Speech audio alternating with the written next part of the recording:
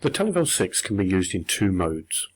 One is purely incremental angle measurement, which looks at the difference between measurement 1, measurement 2 and measurement 3, which can establish the straightness or flatness of a surface. The second mode is where zero gravity is very important.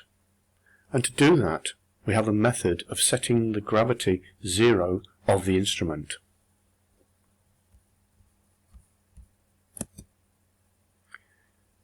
If we have two fixed fences, we can move repeatedly to the same position and get the repeat angle.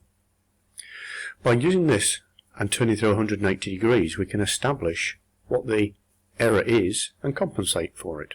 And this is how we do it. We go into the settings menu and go into Talyvel configuration, and in here you will see gravity offset. We can now make the first measurement in its current position and then turn through 180 degrees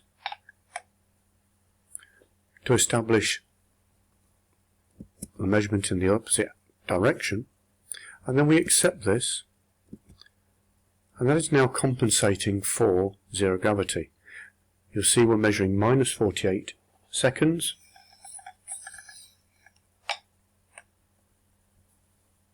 and plus 48 seconds. So we now know that the zero gravity has been set.